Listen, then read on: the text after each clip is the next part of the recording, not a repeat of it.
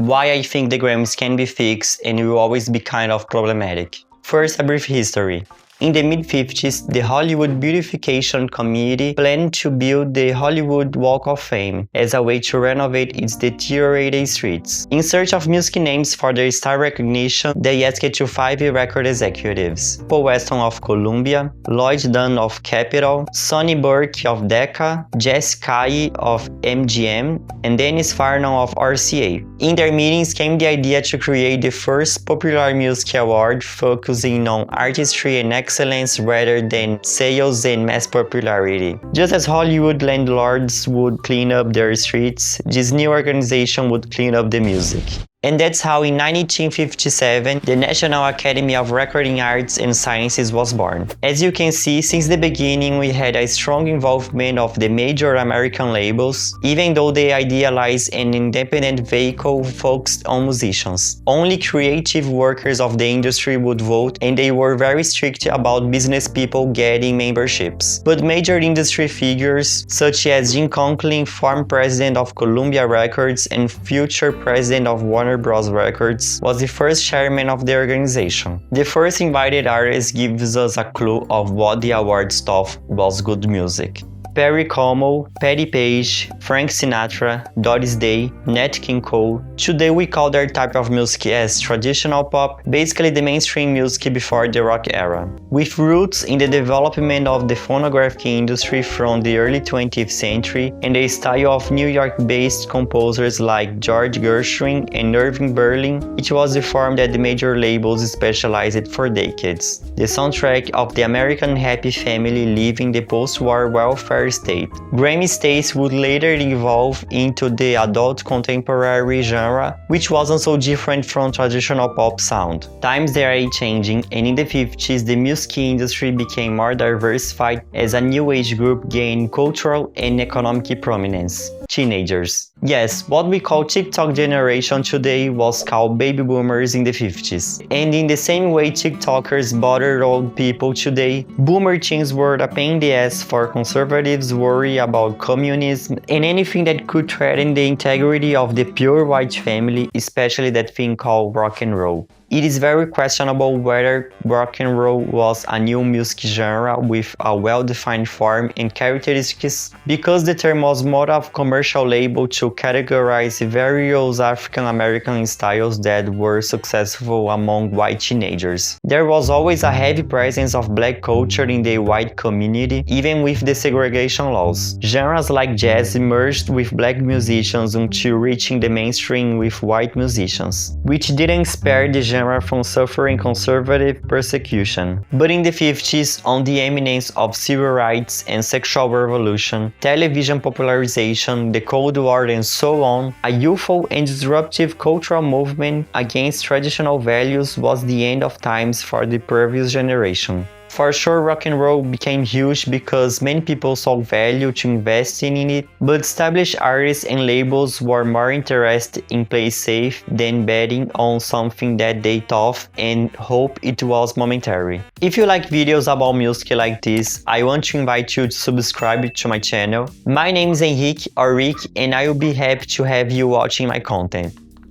When the first Grammy nominations were announced in 1958, of course rock wasn't there, and what could be just an observation was publicly spoken by Academy members. The jazz band leader Liz Brown remembered, "We had nothing to do with rock and roll. NARAS was found to reward the good stuff, what we thought was the good stuff, and to challenge the crap." For Paul Weston, one of the 5 Grammy founders, when music got in the hands of American teenagers, quality went down the tubs. Also, the Academy favorite star Frank Sinatra thought that rock and roll was the most brutal, ugly, desperate, vicious form of expression it has been my misfortune to hear. In one of the first Grammy telecasts, a show called Best on Record, Steve Allen would joke that it doesn't hurt if you are a Beatle or a chipmunk or something like that. For people, it's a little tougher. And sometimes I put on the Rolling Stones just so I can turn it off, showing that even after rock matured in the 60s, it faced a lot of resistance. Grudgingly, best rock and roll recording was created and survived between 1961 to 1965. A rock category would reappear only in 1979 when punk was a new nightmare in music. You can argue that they weren't required to like rock and roll, but you can forget that this award had the pretension to reward all the best work in the music industry. It is undeniable that rock would be the most influential musical expression in the following decades, and they should have been prepared for that scenario. The Grammys were so against commercial music, but they never hesitate to fill their nominees with best-selling songs and mainstream artists. Taking from Record of the Year winners in the first 10 editions, out of them made the top 10 in a Billboard chart, and all the other nominees didn't stay behind, a pattern that we can observe until today. Besides that, their pretentious official critics say, "We shall judge a record based on sheer artistry and artistry alone. Sales and mass popularity are the yardsticks of the record business. They are not the yardsticks of the Academy." I bet even they couldn't believe this. To make matters worse, almost every genre field has had some problem with the Grammys. Starting with country, the music from hillbillies, as Jim Conklin said. Before Nashville came in hot, they suffered from folk tunes being nominated in their category. There was a lot of resistance to opening a capital in Nashville, and when they tried to host a ceremony there in the 70s, ABC refused and broke the contract. Even though being a rising power, it was a long road before Southern music getting respect. About jazz, the only style Academy knew was the outdated swing big bands. Jazz nominees were so detached from contemporary trends of innovators like Miles Davis, John Coltrane, and Charles Mingus that they had to create a special committee that still exists today. It's like a secret group of Academy experts that reviews who will make the final list. Grammy committees is one of the biggest controversies they have. After various complaints in the 90s, it was instituted for the general field, but it was taken away in 2020 after the ex-president Deborah Dugan exposed. If you've been watching the video so far, don't forget to like it, so YouTube recommends it for more people and helps my channel grow. The field that suffers from the beginning besides rock was its father, rhythm and blues. R&B is another genre hard to define exactly. The name emerged as a replacement for race records and served to encompass various African American music styles. Taking away the teenage issue, R&B had everything that conservatives hated about rock and roll. According to Nezuhi Edergan from Atlantic Records, Grammy members didn't know many R&B stars and they thought it was not good music, and we should not glorify it by giving awards. There was only one R&B category in the 7 first editions, the only with a greater chance for a black artist to win. Initially dominated by Ray Charles pop tunes, more categories were drawn after Nancy Wilson won with a full pop track that drove media backlash. In the 60s, R&B and soul singers rarely got nominated in the general field. The major force from that time, Motown Records, had the most snubbed artists even trying to lobby for its presence. And then that's hip-hop, a genre that still fights for recognition, even being the most innovative and relevant genre in the last decades. The first award came in 1989 when the genre broke into the mainstream, but the non-transmission of the award made many rappers resign from NARAS. The Grammy racial issue is tricky because there was many black artists winning and being nominated out of the R&B field, but mostly came from the same names like Ella Fitzgerald, Ray Charles, and Stevie Wonder, and not exactly in the big 3 record, song, and album of the year. Of the only 13 album of the year black winners, 3 came from Stevie Wonder, and we are talking about an award given 66 times. Record of the year had 21 times, including features for Mark Ronson and Daft Punk. Song of the Year had just 11 songs with black songwriters credited winning. And I'm not mentioning non-white groups such as Latin and Asian people that barely exist for Grammy consideration. Because of that, there was many gaffes and questionable moments throughout the years, such as Macklemore and Lewis winning over Kendrick Lamar. Another moment that they tried something but went all wrong was the legend Louis Armstrong receiving after death the Lifetime Achievement Award, which was called the Bing Crosby Award at the time. For comparison, imagine Beyoncé receiving a prize named after Billie Eilish. That racial issue logic can be applied for female representation too. As far as many singers have been nominated and won, there is a disparate comparison to men, especially in categories like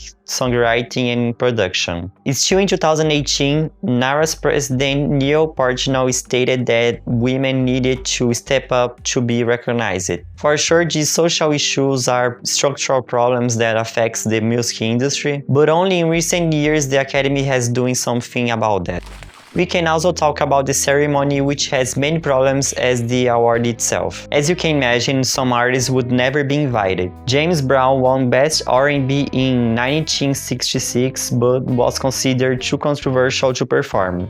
Others like Frank Zappa and George Clinton with Red Hot Chili Peppers were allowed but caused the fury of many Academy members. Janet Jackson was quickly uninvited after the Super Bowl incident, and more recently Nicki Minaj was practically banned from the show after that Exorcist performance. You see, in different decades, the Grammys conservative wing was loud and present, always concerned with everything that goes beyond the common sense. Apart from labels' interests, it's hard to presume that everyone votes knowing what they are doing because they prove to be ignorant time after time, starting by hitting the correct genre. Even with screaming committees, the Grammys have wronged the nominations categories many times, like confining every black artist in the R&B and hip-hop field, or when they created the Best Hard Rock Metal Performance, nominating and giving the award for Jethro Tull, which wasn't hard rock and much less metal. To alleviate this, members are encouraged to only vote on categories they are familiar, and there is even a limit on how many fields they can vote. In the first Grammy years, they suffer a lot from bloc voting, with members from the same labels combined to voting in their peers, as recalled by Georgia Vakian from Warner. Many companies made membership campaigns to enlarge their presence. The country field is known for doing that, especially in the 60s. Aside from dominating small categories, a famous case was the country singer Anita Kerr topping the Beatles and after the Beach Boys, one of the most controversial victories in Grammy history. Block parties can be lesser, but it's been reported that for your consideration campaigns are high as ever. It can happen in different approaches, from simple emails to performing events. Grammy set some rules about these campaigns, but just like it happens to politics, it's difficult to limit them from happening. And for the award, it's interesting to enhance their prestige and make propaganda of the institution.